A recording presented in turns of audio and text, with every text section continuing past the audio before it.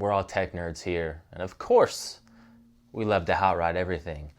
I just upgraded my apartment to gigabit internet speeds, only to discover that my Dell G3 laptop, which is my daily driver, I use it to edit all the videos on this channel, cannot handle anything close to those speeds. I've got tested speeds of about 300 megabits per second as of now. So I've just bought this Intel AX210 NVMe Wi-Fi card in order to hopefully hop this bad boy up a bit and be able to take advantage of the speeds I'm paying for. It has a Core i5 9300 and I believe a 1650 graphics card. I did upgrade the RAM from 16 to 32 gigs, but like I said, it is a 9th generation i5, so it's a couple years old. And I think upgrading the Wi-Fi speed will really kick things up a notch. Okay, I have taken this bad boy apart several times. Like I said, I've already upgraded the RAM on it. And I've cleaned it once or twice. We're not savages here. Part of me wants to do like a full update on this laptop. I love it, honestly. The only thing it really can't do that I've noticed is handle 4K video and editing. Even the scrubbing goes to shit, which is too bad. But for everything else, it's been great. It was my first computer with an NVMe drive, so it really melted my face off in that regard. You know, these G3 laptops came with up to an i7. I believe a 10th, maybe a 10th generation? Maybe, don't quote me on that. All right, now it just pops open once the screws are all out.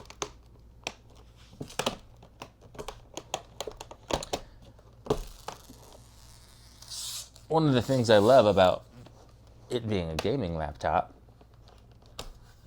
is that it was made to be upgraded. So like I said, I would love to like maybe even change the whole motherboard in this bad boy. Just like that. This is the back side. Give it a quick dusting. Set that aside, and here we go. Another quick dusting. There's a speaker, fan.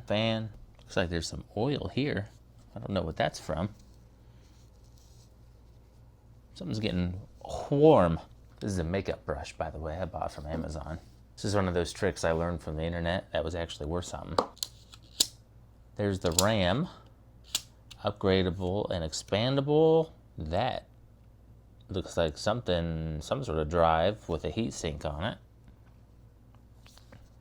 This is definitely a SATA expansion spot here, which I also want to do because the second NVMe port, which is here, is of course being used by the Wi-Fi card. So that's a real tiny screwdriver.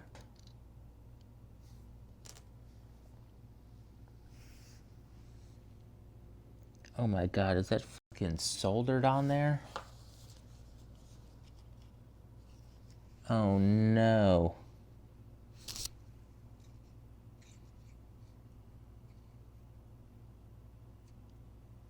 This could be a problem. This could be a major problem right now.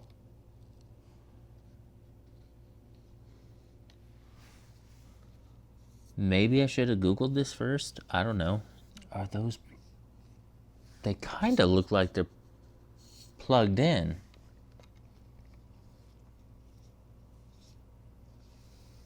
You know what I also maybe should have done? Oh, they're totally just plugged in. This is the old Wi-Fi card. I think it's a Qualcomm. I don't know, whatever. New one's definitely bigger.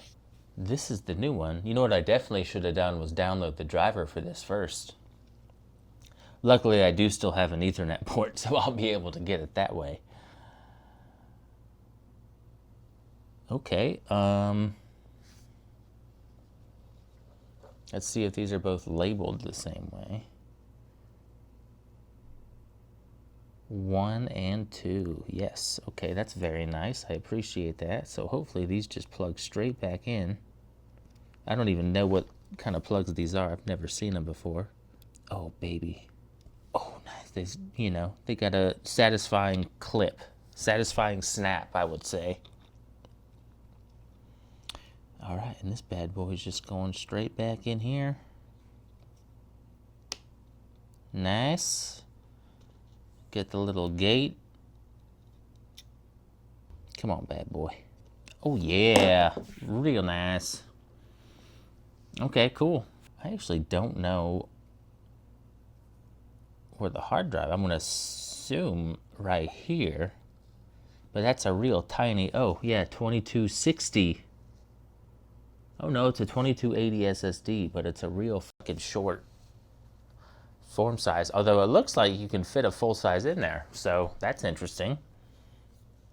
This might be another upgrade as well, although I don't want to lose my operating system, but we'll cross that bridge when we come to it. Anyways, that's done.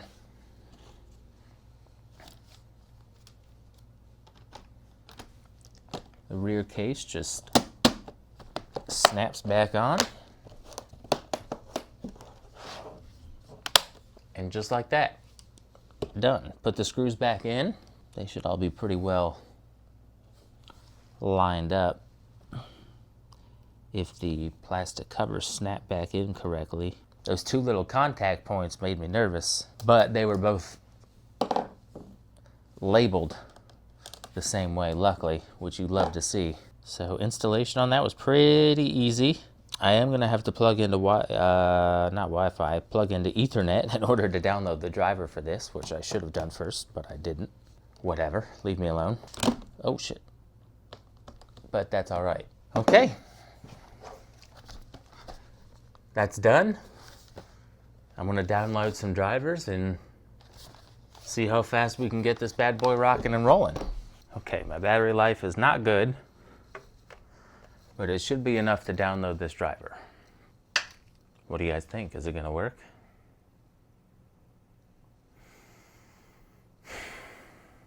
Just a moment. Oh, it's doing some update bullshit every time. No. I don't want Windows 11. All right, it says connected over Ethernet. We'll do a quick test of this real fast while we're here. While it's on the cable. Oh, that's real nice. Ooh, baby, touched 800 for a second there. Still only 40 up. You know, I really wish that was like remotely close. Wow. That's nice. You love to see that, boys. I would call that fast as fuck, boy. I wonder if we can do device manager. Find this device and do an easy update that way. All right, 6E210, beautiful. There it is. Driver, update driver, search automatically. Come on. Already installed. All right, device is recognized. Well, let's unplug the Ethernet. Man, that's a secure connection. Wow, I just got a notification. Wi-Fi just got better. This network uses Wi-Fi 6 for better coverage and performance, which I know was not available to take advantage of before. While it was just like that, plug and play, no drivers needed, which is pretty insane. It was probably worth checking, but now we're on Wi-Fi. Let's do another speed test.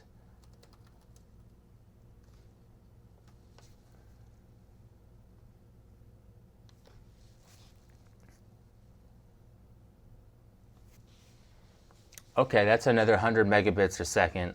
Like I said, I think it was testing at about 300 before. That's not 700, but that's not bad for Wi-Fi.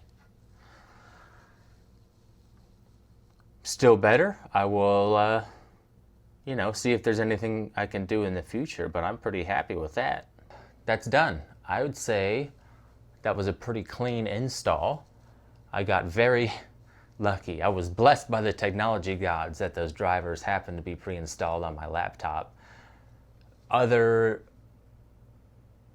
processors on the same motherboard, I believe, did come with Intel Wi-Fi chips. My specific model just happened to come with the Qualcomm one. For only 20 bucks to get an extra 125 to 150 megabits per second tested speeds from 300 to about 425. I'm super happy with how it turned out, and I'm excited to take advantage of the faster internet speeds for uploading more videos.